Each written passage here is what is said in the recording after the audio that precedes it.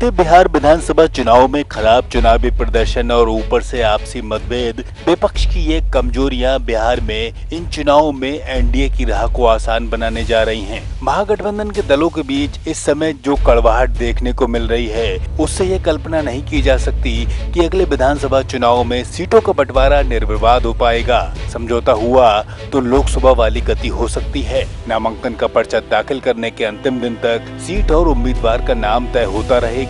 तो वहीं इस वीडियो में हम जानेंगे कि बिहार विधानसभा चुनाव में महागठबंधन की खामियां किस प्रकार एनडीए की राह को आसान करने वाली हैं। एनडीए में विधानसभा सीटों के बंटवारे को लेकर अभी से साझेदारी बन रही है, तो वहीं दो प्रमुख दल भाजपा और जदयू होमवर्क कर रहे हैं। इसी के साथ लोजपा ने भी लड़ने वाली न्यूनतम सीटों की संख्या बता दी है।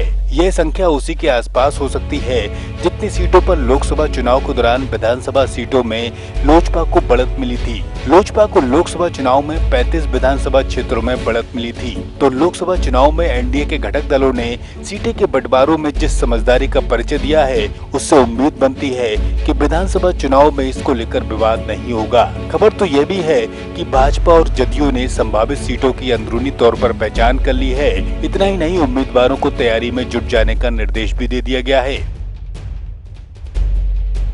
इधर महागठबंधन की घड़ी समन्वय समिति बनाने की मांग आकर ठहर गई है, तो सबसे बड़े दल राजद के प्रदेश अध्यक्ष जगदानंद समन्वय समिति के सवाल पर कहते हैं कि हम लोग अपना काम कर रहे हैं, समय आने पर सब कुछ ठीक हो जाएगा। महागठबंधन में किसी स्तर पर कोई बिखराव नहीं है। विधानसभा सीटों का सम्मानजनक तरीके से बंटवारा होगा तो वही एनडीए को परास्त करेंगे। लेकिन राजद के अब तक के रुख से यह नहीं लगता कि समन्वय समिति बनाने के लिए दिए गए अल्टीमेटम के प्रति वो गंभीर है। यह अल्टीमेटम हिंदू अवाम मोर्चा के अध्यक्ष और पूर्व मंत्री जीतन राम मांझी ने दिया है।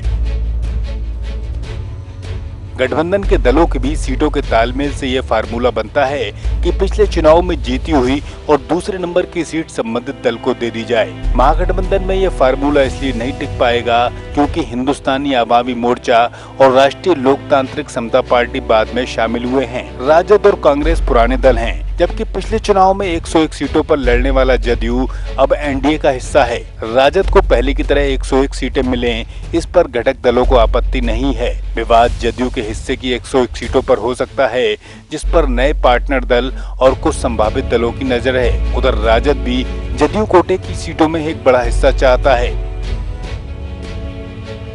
साथ ही आधार 2019 के लोकसभा चुनाव में विधानसभा सीटों पर मिली बढ़त को बनाया जाता है, तो वहीं यहाँ खराब प्रदर्शन इतना है कि एकदम से ये फार्मूला फेल हो जाएगा, क्योंकि लोकसभा चुनाव में राजद को 9, कांग्रेस को 5, हम और रालोसपा को 2 विधानसभा क्षेत्रों में बढ़त मिली थी। तो जाहिर है कि ये फार्मूला राजद को किसी भी हाल में मंजूर नहीं होगा। अब बिहार विधानसभा चुनाव को देखते हुए महागठबंधन के दल किसी भी फार्मूले पर काम करते हैं, तो उससे जाहिर है कि ये सब आपसी मतभेद जल्द दूर होने वाले नहीं हैं, जिसका सीधा फायदा एनडीए को होने वाला है। तो यह सब कुछ भांपते हुए गृह मंत्री अमित शाह ने भी नीतीश के नेतृत्व में चुनाव लड़ने का ऐलान कर दिया है। बिहार राजनीति से जुड़ी अन्य खबरों को देखने के लिए आप चैनल को सब्सक्राइब कीजिए, तो साथ ही वीडियो पसंद आया हो तो लाइक और शेयर कीजिएगा। वहीं वीडियो आप फेसबुक पर देख रहे हो तो पेज को लाइक करना ना भूलें।